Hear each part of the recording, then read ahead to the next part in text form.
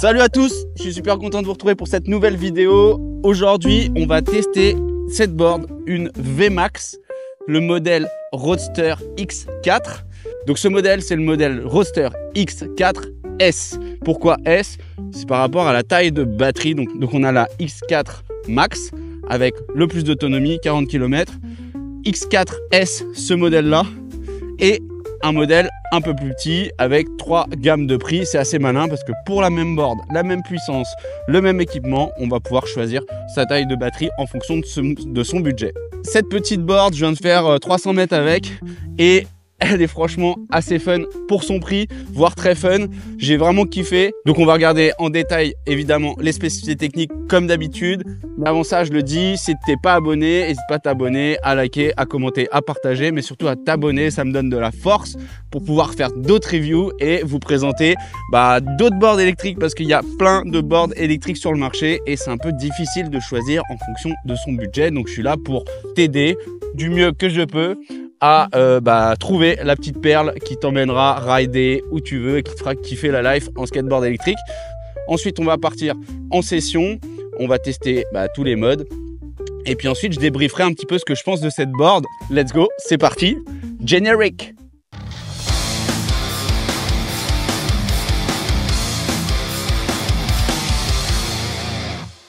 Allez, c'est parti, on va regarder la board de plus près. Donc déjà, on peut parler du deck. Le deck, c'est un deck en érable canadien et en fibre de verre. On va le voir juste après. Il est assez souple, mais pas trop souple non plus. Comme ça, le bloc batterie va pas toucher par terre. Il y a un gros grip dessus et le deck, il est quand même assez concave, ce qui va faire qu'on va pouvoir caler ses pieds. Donc là, on le voit, elle est souple, mais pas trop souple non plus. Elle a du rebond et ça va être assez cool. Donc là, on peut le voir, on a des protections pour le tail et pour le nose. C'est vraiment cool si on doit taper un trottoir un jour pour pas abîmer le deck et aussi pour pouvoir la mettre debout et la porter comme ça sans se soucier de l'abîmer. On a une petite flèche devant, c'est pour pas se tromper de sens quand on la prend, évidemment parce qu'on a des hub moteurs, donc les moteurs qui sont pas vraiment apparents, ils sont dans les roues. On va parler de ces roues d'ailleurs, qui sont des roues qui pourraient ressembler à des cloud wheels, des 105 mm. C'est des grosses roues et avec ça, on va pouvoir avoir beaucoup de roues libres. Ça, c'est super cool. Et pareil, pour emprunter des chemins de terre légèrement avec des légers graviers, ça va le faire carrément. Moi, je trouve que la jante, elle est super belle. On va le voir après. Ça fait un effet un peu cool quand ça tourne et c'est vraiment cool. Donc là, on va avoir du confort et ça va absorber les chocs de la route.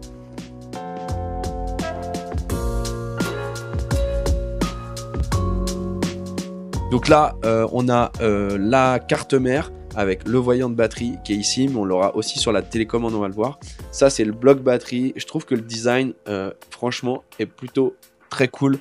Il y a des boards qui ont vraiment des designs de bloc batterie pas très beaux, et là, je trouve ça plutôt cool. Ici, on a le port de charge, très important. Et si on regarde sur les autres détails de la board, donc la télécommande, il y a 4 modes de vitesse, mais on va en parler juste après. Cette board, elle existe en 3 batteries, je l'ai dit. Une, on va pouvoir faire 13 miles, une, on va pouvoir faire 18 miles, une, on va pouvoir faire 25 miles. Donc cette board, elle va en vitesse max à 46 km/h. On a 2 moteurs de 550 watts, là, qui sont dans les roues, donc des hub moteurs qui vont être très silencieux, et ça, c'est très cool. En charge max dessus, on va pouvoir avoir un rider de 150 kg, et ouais, c'est pas rien, donc la board, elle est solide.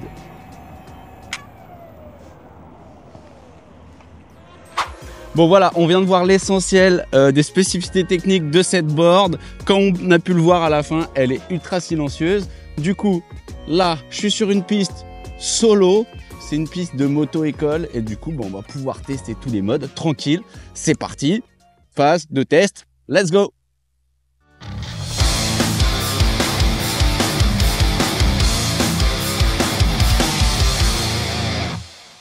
Ok, donc je mets le casque parce que toujours porter un casque, d'ailleurs des gants aussi parce que je me suis abîmé la main dernièrement. Mais bon, aujourd'hui on n'a pas de gants. Donc je suis en légère descente là, on va se mettre en mode low, donc le plus petit mode. Et on va accélérer, donc attention, c'est parti. Je précise que cette board, elle est super pour les débutants, c'est écrit sur le site internet, mais la preuve, là je suis à 7 miles par heure. Et si je passe dans le sens inverse en montée, Voilà, il n'y a vraiment pas de risque. Voilà, je suis à 4 miles par heure. Hein. Ok, alors toujours, hein, ce qui est cool, c'est que on a la petite flèche pour savoir quel est l'avant de l'arrière, même si on voit bien que les moteurs ils sont derrière. Pareil sur la télécommande, on a une marche arrière, il faut faire attention. Et pareil, il y a un truc aussi qui est très cool, c'est que si je maintiens le frein et que je change de vitesse, je vais avoir plusieurs modes de frein et plusieurs puissances de frein. Ça veut dire qu'un débutant qui veut pas se faire peur en freinant trop fort, il va pouvoir mettre le mode le plus léger. Donc nous on va se mettre quand même en mode pro, presque le plus haut du frein. Donc je suis en mode middle. Attention, let's go. C'est hyper silencieux. C'est hyper silencieux. Et déjà là on va pouvoir commencer à carver doucement. Ok. Bon, j'ai pas desserré les tracks, on va les desserrer après. Mais ça va être en fonction de la vitesse. Et là, donc, mode middle. Tac. Et je suis à 12 miles par heure. Et un freinage ici.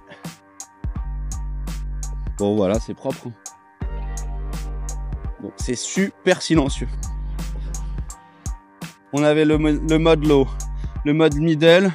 Et maintenant, on va se mettre en mode high. Donc là, pareil, dans l'utilisation, il y a un léger tail qui est plat. Hein. Mais si on veut tourner la planche plutôt que se baisser, il suffit de faire ça. Hein. On y arrive très bien. Pareil pour la récupérer. Hop. Ça, c'est plutôt intelligent. Ok, donc on teste le mode high. Départ arrêté. Puis on va regarder la vitesse. Donc là, je suis à 15, 16, 20, 22. Pareil, là, dans la montée, voilà, ça prend doucement. Ça commence à carver. Dans la montée, là, en mode high, je suis à combien? 18, 20 miles. Bon, c'est très cool tout ça. Un freinage. Voilà, je suis en descente. Donc le freinage, il va pas forcément aider. Mais voilà, dans les home moteurs, on sait que le frein, il est quand même moins fort en général. Surtout avec des roues de cette taille-là. Que un modèle à courroie ou à gear drive. C'est le principe. Mais on peut pas tout avoir. On a du silence et du confort avec ces roues.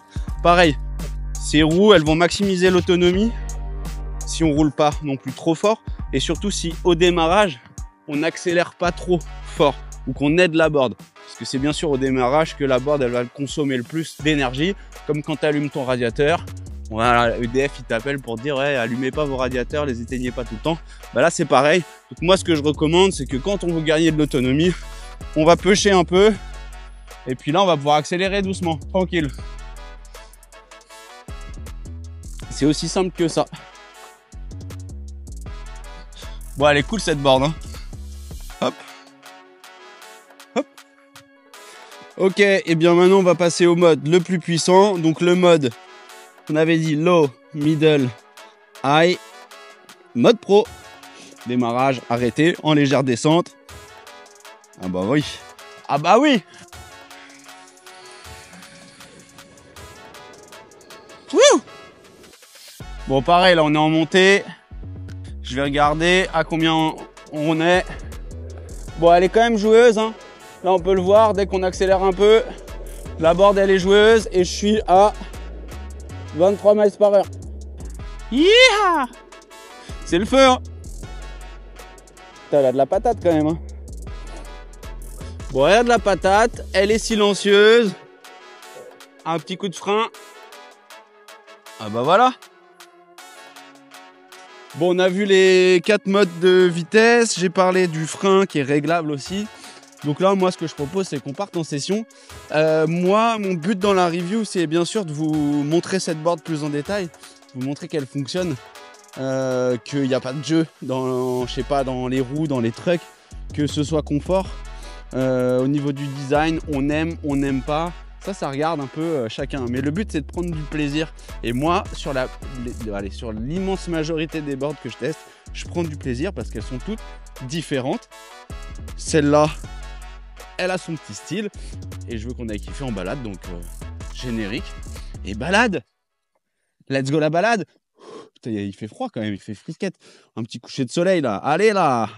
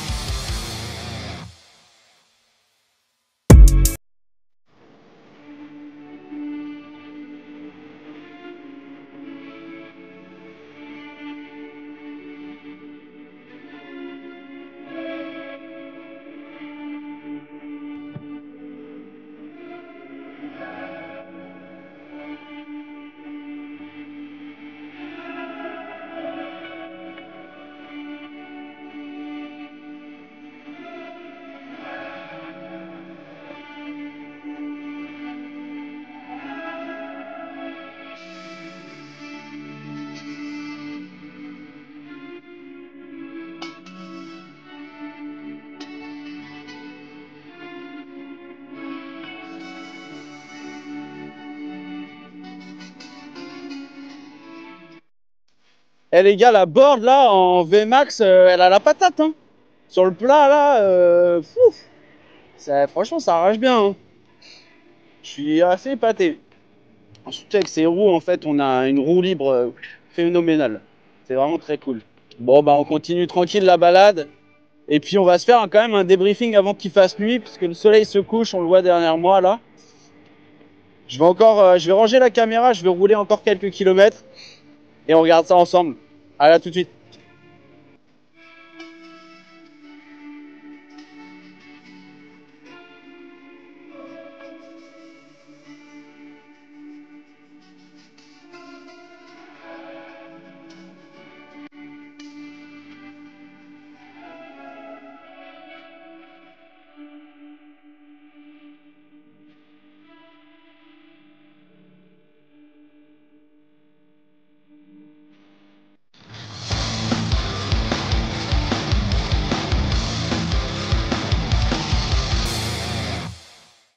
Bon bah c'est la fin de cette vidéo.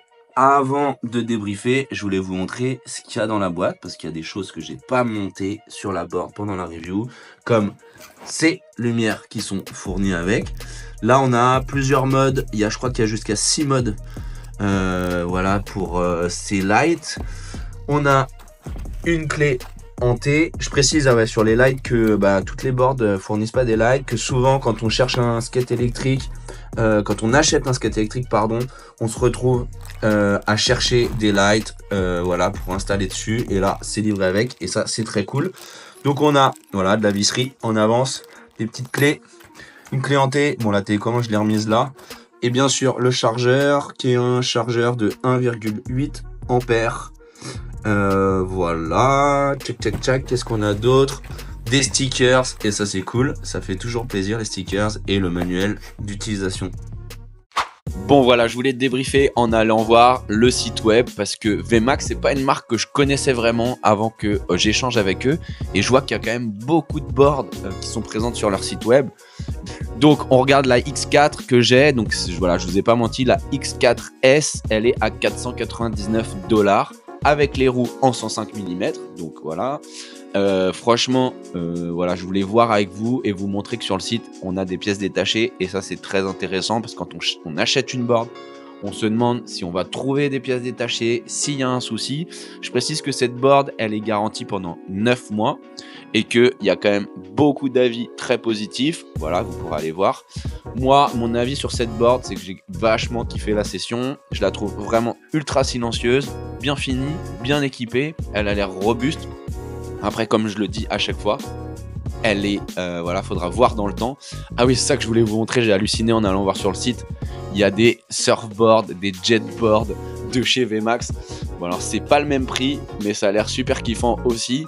En tout cas, j'ai pris énormément de plaisir à tester cette board avec vous. Voilà, la VMAX, franchement, elle est puissante cette board, silencieuse.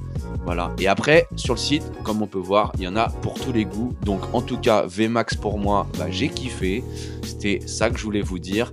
Et je vais continuer à rider cette board comme toutes les boards que j'ai. Parce que j'ai pris beaucoup de plaisir, en tout cas, à faire cette review et à la tester avec vous. Allez, on se retrouve très vite pour une prochaine vidéo. Et puis, la prochaine vidéo, on va avoir une petite pépite. À toutes.